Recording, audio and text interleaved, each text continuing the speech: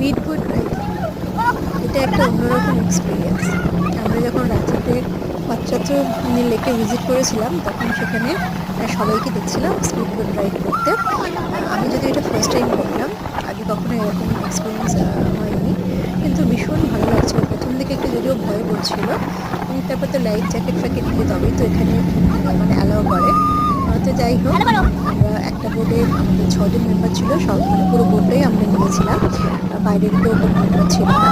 তো আমাদের total 700 rupees পড়েছিল এর ফেয়ার। মানে ভীষণ ভালো, এত সুন্দর একটা এক্সপিরিয়েন্স।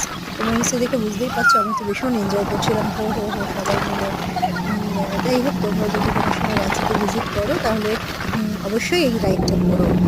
এটা রাঁচির পাত্রাত্তু লেক আছে, সেখানে গেলে এই স্পিড রাইডিংটা তোমরা অবশ্যই করতে পারবে।